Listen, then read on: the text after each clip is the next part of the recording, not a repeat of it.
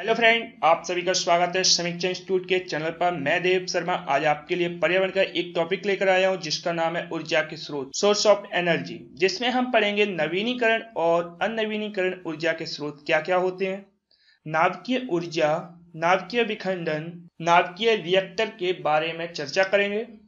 नाभिकीय विखंडन और नाभिकीय संलयन में क्या अंतर होता है, इसके बारे में चर्चा करेंगे। नाभिकीय ऊर्जा के उपयोग क्या क्या होते हैं, इससे हानियां क्या क्या होती हैं और ये श्रेष्ठ क्यों है, इस पर चर्चा करेंगे। उसके बाद हम चर्चा करेंगे नाभिकीय विकिरण क्यों हानिकारक हैं। आगे बढ़ते हैं।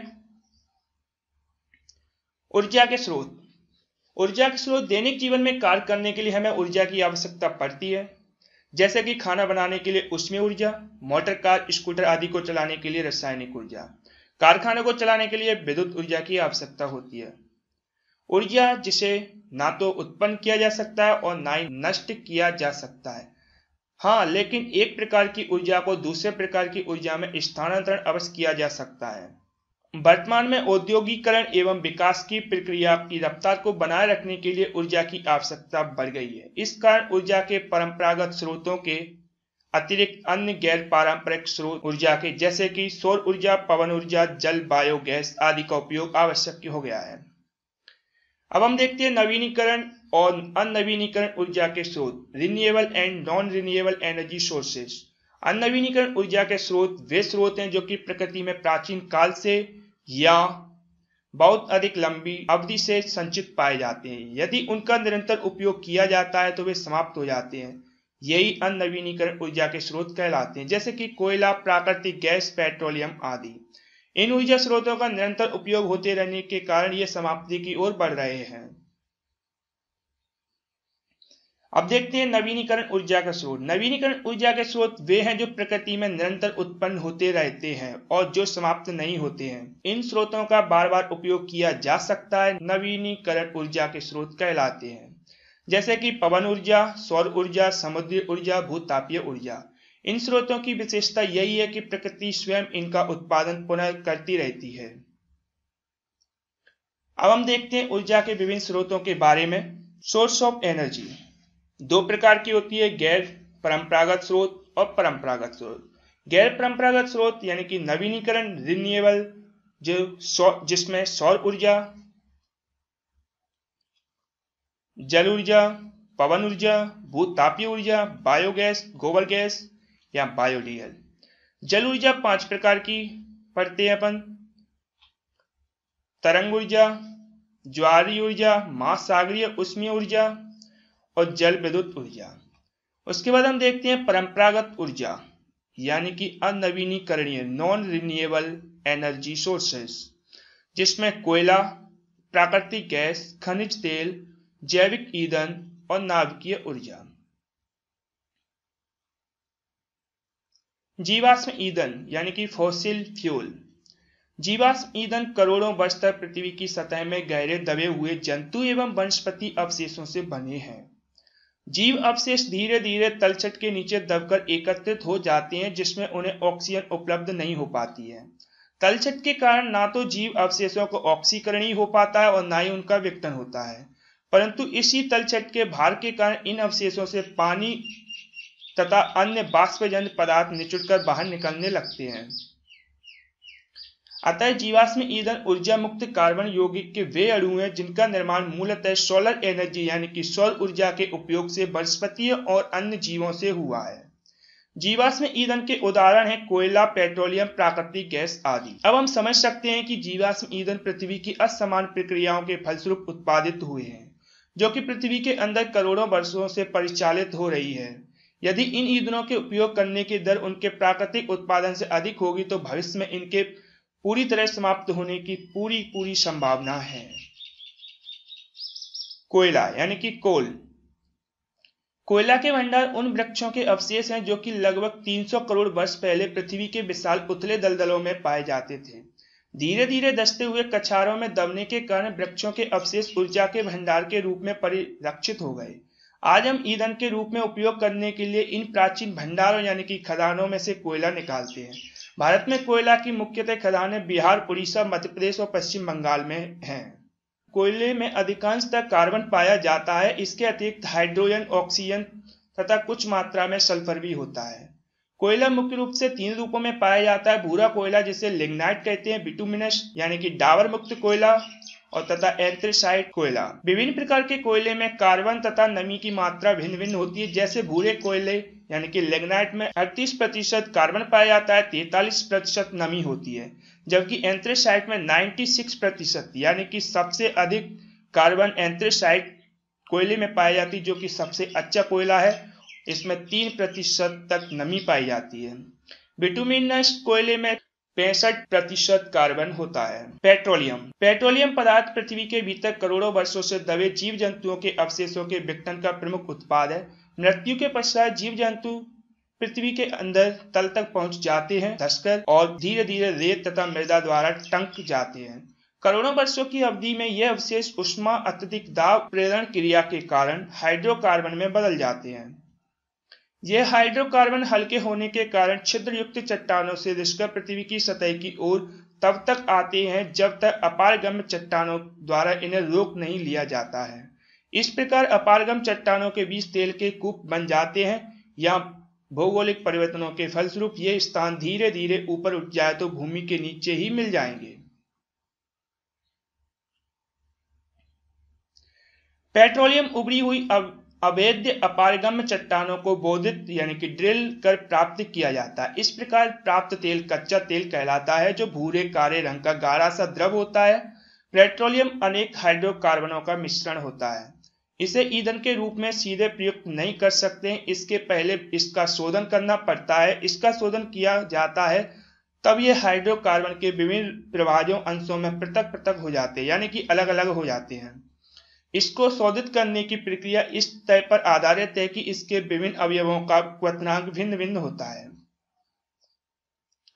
कच्चे तेल को स्तंभ के पेंदे में भरकर 400 डिग्री सेल्सियस तक गर्म करते हैं। इस तापमान पर एस्फाल्ट को छोड़कर बाकी समस्त अवयव वाष्पित हो जाते हैं।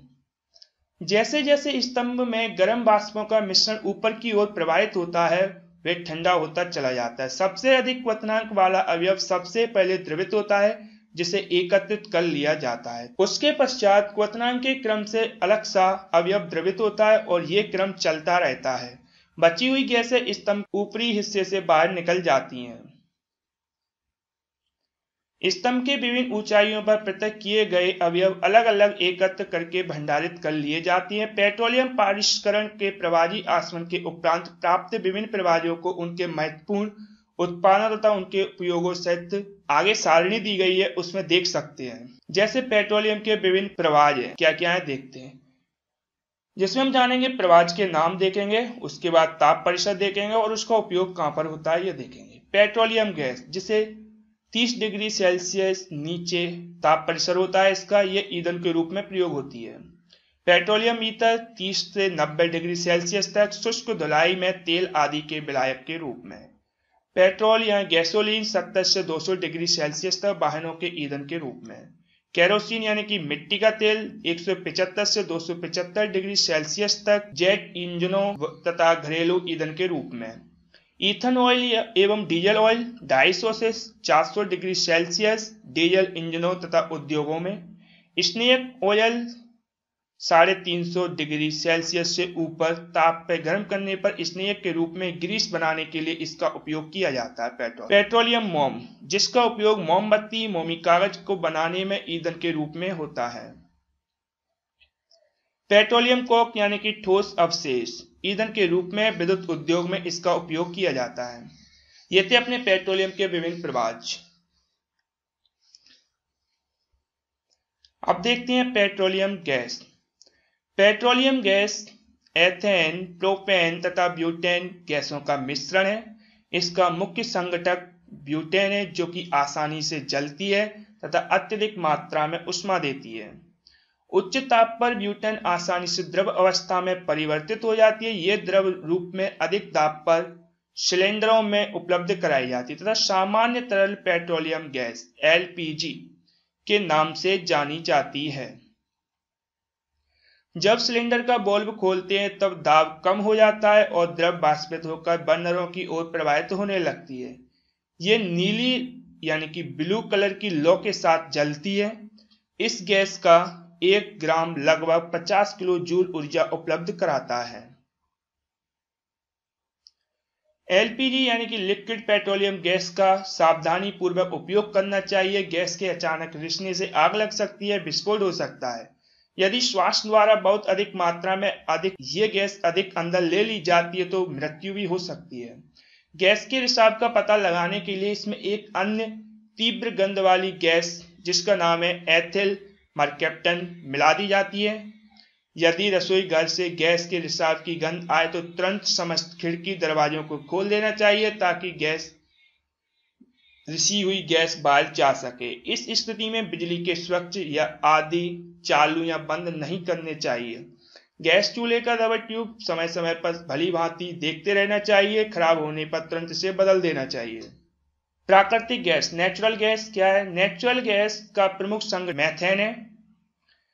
ये तेलकूपों से प्राप्त होती है। कुछ तेलकूपों से केवल प्राकृतिक गैस ही प्राप्त होती है, यानी कि नेचुरल गैस ही कुछ तेलकूपों से निकलती है। वाहनों के लिए वैकल्पिक ईंधन है। इसका संपीड़ित प्राकृतिक गैस यानी कि कंप्रेस्ड नेचुरल गैस सीएनजी के रूप में उपयोग किया जाता है। प्राकृतिक गैस में वायु में दहन से अधिक ऊष्मा प्राप्त होती है। इसको घरेलू और औद्योगिक ईंधन के रूप में उपयोग में लाया जाता है। प्राकृतिक गैस हाइड्रोजन गैस का भी एक अच्छा स्रोत है। प्राकृतिक गैस से प्राप्त हाइड्रोजन का उपयोग अमोनिया संश्लेषण और उर्वरकों के उत्पादन में किया जाता है। दहन, ऑक्सीजन की उपस्थिति में जलना दहन कहलाता है। यानी कि O2 की उपस्थिति है, वहां पे किसी चीज का जल रहा है तो वो उसका दहन कहलाता है। दहन से ऊष्मा उत्पन्न होती है, अतः ये एक ऊष्माक्षेपी अभिक्रिया है। दहन के लिए आवश्यक ऑक्सीजन वायु से प्राप्त होती है। ईंधन का कैलोरी मान या ऊष्मीय मान क्या है, देखते हैं। हम जानते हैं कि ईंधनों से ऊर्जा प्राप्त करने के लिए उन्हें जलाना यानी कि दहन करना पड़ता है। भिन्न भिन्न ईंधनों का समान द्रव्यमान अलग अलग मात्रा में ऊष्मा उत्सर्जित करता है। किसी ईंधन के इकाई द्रव्यमान को जलाने से जितनी ऊष्मा उत्पन्न होती है उसे उस ईंधन का ऊष्मीय मान या कैलोरी मान कहते हैं। कुछ ईंधनों के ऊष्मीय मान देखते हैं अपन, जैसे कि चारकोल का 33 ऊष्मीय मान होता है किलो जूल प्रति ग्राम में और 9.17 होता है उसका ऊष्मीय मान किलोवाट घंटा प्रति किलोग्राम में। इसी प्रकार कोयला का 25 से 33, 9.94 से 9.17। केरोसिन का होता है 48 किलोवाट घंटा प्रति किलोग्राम में 13 से 33। एल्कोहल 150 41.66, हाइड्रोजन 150 41.66, यानी कि एल्कोहल और हाइड्रोजन का ऊष्मीय मान बराबर होता है।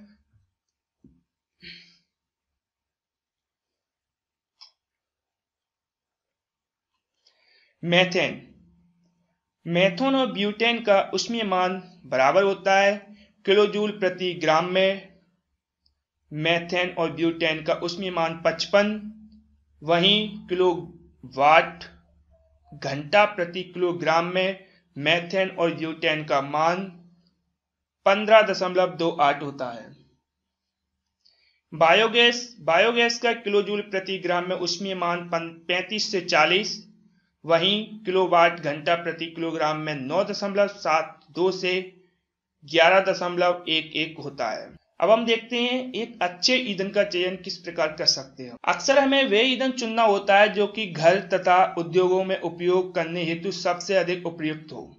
ऐसा करते समय हमें कुछ बातों का ध्यान रखना होता है, जैसे कि ईंधन की भौतिक स्थिति, ऊष्मीय मान, दहन दर आदि। अच्छे ईंधन के लिए कुछ लक्षण होते हैं, जैसे उच्च ऊष्मीय मान, उचित दहन ताप, दहन की संतुलित दर, अज्वलनशील पदार्थों की मात्रा कम होना, दहन के बाद विषैले पदार्थों की अनुपस्थिति, सुलभ तथा पर्याप्त उपलब्ध, कम मूल्य, भंडारण तथा परिवहन में आसानी। ये लक्षण होते हैं अच्छे ईंधन के चयन के। नाभिकीय ऊर्जा, न्यूक्लियर एनर्जी। नाभिकीय ऊर्जा से विद्युत का उत्पादन करने में कार्बन डाइऑक्साइड गैस नहीं निकलती है, अतः नाभिकीय ऊर्जा के उपयोग से वातावरण में CO2 की मात्रा नहीं बढ़ती है।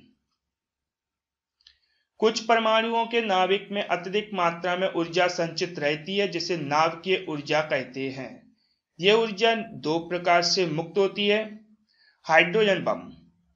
हाइड्रोजन बम सर्वप्रथम 1952 में अमेरिकी वैज्ञानिकों ने बनाया। यह नाभिकीय संलयन पर आधारित होता है। हाइड्रोजन बम बनाने के लिए पहले नाभिकीय विखंडन पर आधारित परमाणु बम बनाया जाता है। परमाणु बम को चारों ओर से ड्यूटेरियम के किसी यौगिक जैसे भारी लिथियम हाइड्राइड से घेर लिया जाता है। जब परमाणु बम से विस्फोट कराया जाता है तो इतना ताप व दाब उत्पन्न होता है कि ड्यूटेरियम के नाभिक एक दूसरे से निकट आकर संलयित हो जाते हैं। इस संलयन में अपार ऊर्जा मुक्त होती है। हाइड्रोजन बम परमाणु बम की अपेक्षा अधिक विनाशकारी होता है। नाभिकीय संलयन। जब दो हल्के नाभिक परस्पर संयुक्त होकर एक भारी नाभिक बनाते हैं तो इस प्रक्रिया को नाभिकीय संलयन कहते हैं।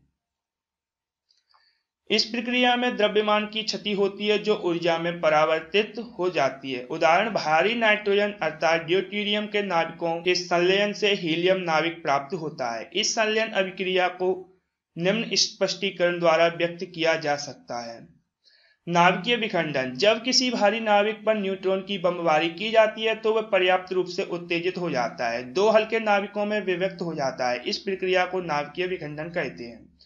सन 1938 में जर्मन वैज्ञानिक ओटो हान एवं स्ट्रासमैन ने यूरेनियम 235 के नाभिक पर मंदगामी न्यूट्रॉनों की बौछार की। उन्होंने पाया कि जब मंदगामी न्यूट्रॉन यूरेनियम 235 से टकराता है तो यूरेनियम 235 का नाभिक न्यूट्रॉन से अवशोषित करके उत्तेजित अवस्था में पहुंच जाता है। ये अवस्था अस्थायी होती है, अतः यूरेनियम का उत्तेजित नाभिक तुरंत दो हल्के नाभिकों में विभक्त हो जाता है। जब यूरेनियम 235 पर मंदगामी न्यूट्रॉनों की बौछार की जाती है तो प्रत्येक यूरेनियम नाभिक दो लगभग बराबर खंडों में टूट जाता है। ये तथा इसके साथ ही अत्यधिक ऊर्जा एवं 3 न्यूट्रॉन उत्पन्न होते। अनुकूल परिस्थितियां मिलने पर ये न्यूट्रॉन अन्य यूरेनियम नाभिकों को भी विखंडित कर देते हैं। इस प्रकार नाभिकों के विखंडन की एक श्रृंखला बन जाती है जो एक बार प्रारंभ होने पर स्वतः ही तेजी से चलती रहती है जब तक कि समस्त यूरेनियम विखंडित नहीं हो जाता है। नाभिकीय विखंडन की इस प्रक्रिया को श्रृंखला अभिक्रिया कहते हैं।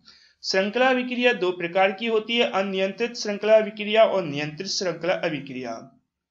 देखते हैं अनियंत्रित श्रृंखला अभिक्रिया क्या है। इस अभिक्रिया में विखंडन से उत्पन्न नए न्यूट्रॉनों में से औसतन एक से अधिक न्यूट्रॉन नए नाभिकों का विखंडन करते हैं। फलस्वरूप विखंडनों की संख्या बहुत तेजी से बढ़ती है। इस प्रकार यह अभिक्रिया अति तीव्र गति से होती है। कुछ क्षणों में ही समस्त पदार्थ का विखंडन हो जाता है। इससे ऊर्जा की विशाल मात्रा मुक्त होती है तथा एक प्रचंड विस्फोट का रूप ले लेती है। परमाणु बम में इसी अभिक्रिया का उपयोग किया जाता है। नियंत्रित श्रृंखला अभिक्रिया। नियंत्रित श्रृंखला अभिक्रिया में कृत्रिम उपायों द्वारा ऐसा प्रबंधन किया जाता है कि जिससे प्रत्येक विखंडन से उत्पन्न न्यूट्रॉनों में से केवल एक ही न्यूट्रॉन आगे विखंडन कर पाए। इस प्रकार से इस अभिक्रिया में नाभिकीय विखंडनों की दर नियत रहती है, यानी कि निश्चित रहती है। अतः यह अभिक्रिया धीमी गति से होती है। इस अभिक्रिया से प्राप्त नाभिकीय ऊर्जा का उपयोग रचनात्मक कार्यों में किया जाता है। नाभिकीय रिएक्टर में इसी अभिक्रिया का उपयोग किया जाता है। देखते हैं नाभिकीय रिएक्टर क्या होता है, जानते हैं। नाभिकीय रिएक्टर नाभिकीय विखंडन में नियंत्रित श्रृंखला अभिक्रिया के सिद्धांत पर आधारित एक युक्ति है। इससे उत्पन्न ऊर्जा का उपयोग अनेक लाभदायक कार्यों में किया जाता है। नाभिकीय रिएक्टर के निम्नलिखित मुख्य भाग होते हैं। नाभिकीय ईंधन। नाभिकीय रिएक्टर में प्रयुक्त विखंडनीय पदार्थ को नाभिकीय ईंधन कहते हैं। रिएक्टर में नाभिकीय ईंधन के रूप में संबंधित यूरेनियम 235 की छड़ें प्रयुक्त की जाती। यूरेनियम को ऑक्सीकरण से बचाने के लिए इसकी छड़ों पर एल्यूमिनियम का खोल चढ़ा दिया जाता है। मंदक। मंदक नाभिकीय विखंडन के फलस्वरूप उत्पन्न न्यूट्रॉनों की गति को धीमी करने के लिए प्रयुक्त पदार्थ को मंदक कहते हैं। रिएक्टर में मंदक के रूप में ग्रेफाइट अथवा भारी जल ड्यूटेरियम ऑक्साइड का उपयोग किया जाता है। नियंत्रक क्या होता है? नियंत्रक होता है नाभिकीय श्रृंखला अभिक्रिया को नियंत्रित करने के लिए नियंत्रक के रूप में ऐसा पदार्थ प्रयुक्त किया जाए जो न्यूट्रॉनों को अवशोषित कर सके। इसके लिए कैडमियम या बोरोन की छड़ें प्रयुक्त की जाती हैं। इन छड़ों को रिएक्टर की दीवार में बने लंबे बेलनाकार खांचों में रखा जाता है तथा आवश्यकता अनुसार इन्हें अंदर बाहर खिसकाकर विखंडन की दर को कम या अधिक किया जा सकता है। शीतलक क्या है? श्रृंखला अभिक्रिया के फलस्वरूप रिएक्टर में उत्पन्न ऊष्मा को अवशोषित करने के लिए प्रयुक्त पदार्थ को शीतलक कहते हैं। रिएक्टर में शीतलक के रूप में प्रायः द्रव सोडियम का प्रयोग होता है। कुछ रिएक्टरों में कम समय के लिए कार्बन डाइऑक्साइड और पानी का उपयोग शीतलक के रूप में करते हैं। परिरक्षक क्या है? नाभिकीय रिएक्टर से अनेक प्रकार के हानिकारक विकिरण निकलते हैं। इनसे बचने के लिए दो रिएक्टरों के चारों ओर कंक्रीट की मोटी दीवारें बना दी जाती हैं, जिन्हें ही परिरक्षक कहते हैं। नाभिकीय रिएक्टर के उपयोग। नाभिकीय रिएक्टर का उपयोग विद्युत ऊर्जा के उत्पादन में, प्लूटोनियम के उत्पादन में, तीव्रगामी न्यूट्रॉनों के उत्सर्जन में और रेडियोधर्मी समस्थानिकों के निर्माण में उपयोग होता है नाभिकीय रिएक्टर का। अब हम देखते हैं नाभिकीय विखंडन और नाभिकीय संलयन में अंतर। नाभिकीय विखंडन, इसमें एक भारी नाभिक दो हल्के नाभिकों में विभक्त हो जाता है। वहीं नाभिकीय संलयन में दो हल्के नाभिक संयुक्त होकर एक भारी नाभिक बनाते हैं। नाभिकीय विखंडन में यह प्रक्रिया सामान्य ताप पर होती है और नाभिकीय संलयन में यही प्रक्रिया उच्च ताप पर संभव होती है। नाभिकीय विखंडन में विखंडनीय पदार्थ रेडियोधर्मी होते हैं, वहीं नाभिकीय संलयन में विखंडनीय पदार्थ रेडियोधर्मी नहीं होते हैं। नाभिकीय विखंडन में इस प्रक्रिया को नियंत्रित किया जा सकता है, लेकिन नाभिकीय संलयन में इस प्रक्रिया को नियंत्रित करना कठिन हो जाता है। नाभिकीय विखंडन में अनियंत्रित विखंडन अभिक्रिया के आधार पर परमाणु बम बनाए गए हैं, वहीं नाभिकीय संलयन में अनियंत्रित संलयन अभिक्रिया के आधार पर हाइड्रोजन बम बनाए गए हैं। ये थे अपने अंतर नाभिकीय विखंडन और नाभिकीय संलयन में। प्राकृतिक यूरेनियम के दो समस्थानिक यूरेनियम 235, यूरेनियम 238 होते हैं। इनमें यूरेनियम 238 की मात्रा लगभग 99.3% एंड यूरेनियम 235 की मात्रा 0.7% होती है। प्रयोगों से ज्ञात हुआ कि यूरेनियम 238 तीव्रगामी न्यूट्रॉनों द्वारा विखंडित होता है, जबकि यूरेनियम 235 यानी कि 235 मंद न्यूट्रॉनों से विखंडित होता है। दूसरा पॉइंट है, नाभिकीय रिएक्टर में विद्यमान यूरेनियम 238 विखंडित नहीं होता है, लेकिन ये एक न्यूट्रॉन को अवशोषित करके प्लूटोनियम 239 बनाता है। यूरेनियम 235 की तुलना में प्लूटोनियम 239 अच्छा विखंडनीय पदार्थ है। प्लूटोनियम 239 का क्रांतिक आकार यूरेनियम 235 से छोटा होता है, अतः यह यूरेनियम 235 की अपेक्षा सस्ता पड़ता है। प्लूटोनियम 239 का उपयोग रिएक्टरों तथा परमाणु बमों में किया जाता है। अब देखते हैं नाभिकीय ऊर्जा के उपयोग। नाभिकीय ऊर्जा का उपयोग विद्युत उत्पादन पनडुब्बियों को चलाने में किया जाता है, कैंसर जैसी बीमारियों के इलाज में भी किया जाता है और कृषि तथा उद्योग क्षेत्र में भी नाभिकीय ऊर्जा का उपयोग किया जाता है। अब देखते हैं नाभिकीय ऊर्जा से हानि। नाभिकीय ऊर्जा से क्या हानि होती है?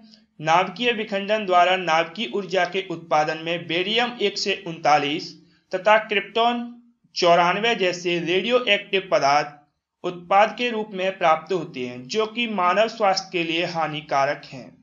रेडियोधर्मी विकिरण से प्रभावित व्यक्ति को कैंसर जैसी घातक बीमारियां हो सकती हैं। नाभिकीय विकिरण क्षरण द्वारा वातावरण में प्रवेश कर सकते हैं। अब तक इस तरह की दो बड़ी दुर्घटनाएं हो चुकी हैं। संयुक्त राज्य अमेरिका यानी कि यूएसए में 3 माइल द्वीप पर हुई है और तत्कालीन सोवियत संघ यानी कि रूस के चेरनोबिल नामक स्थान पर स्थित नाभिकीय रिएक्टर में यह घटना हो चुकी है। नाभिकीय ऊर्जा उत्पादन की विभिन्न प्रक्रियाओं जैसे यूरेनियम अयस्क के खनन, संवर्धन तथा नाभिकीय रिएक्टर में विखंडन से उत्पन्न रेडियोधर्मी नाभिकीय कचरे से वनस्पति एवं प्राणी जगत को गंभीर खतरा। रेडियोधर्मी नाभिकीय कचरे से वनस्पति एवं प्राणी जगत को गंभीर खतरा है। नाभिकीय विकिरण से प्रभावित मनुष्य में आनुवांशिक विकृति उत्पन्न हो सकती है, जिसका दुष्प्रभाव आने वाली पीढ़ियों तक रहता है। नाभिकीय ऊर्जा पर आधारित परमाणु बम अत्यंत ही विनाशकारी होता है। द्वितीय विश्व युद्ध के दौरान, द्वितीय विश्व युद्ध आपका 1939 से 44 तक चला था। उसके दौरान अमेरिका ने जापान के हिरोशिमा और नागासाकी नगरों पर परमाणु बम गिराया था। इस हृदय विदारक घटना में इन शहरों के अधिकांश भाग नष्ट हो गए और कई हजारों व्यक्ति मारे गए। अब देखते हैं नाभिकीय ऊर्जा श्रेष्ठ क्यों है। नाभिकीय ऊर्जा में ग्लोबल वार्मिंग को बढ़ाने वाली गैस उत्पन्न नहीं होती है। नाभिकीय ऊर्जा से विद्युत उत्पादन में अपेक्षाकृत कम स्थान की आवश्यकता होती है। 1 ग्राम यूरेनियम 23.5 के नाभिकीय विखंडन से बहुत अधिक ऊर्जा उत्पन्न होती है, जबकि इतनी ऊर्जा प्राप्त करने के लिए कई टन कोयला चाहिए। इसलिए नाभिकीय ऊर्जा श्रेष्ठ है। नाभिकीय विकिरण क्यों हानिकारक है? कि ये नाभिकीय विकिरण की ऊर्जा अधिक होने के कारण ये जीवित कोशिकाओं के अणुओं को अवशोषित कणों अर्थात आयन में बदल देते हैं।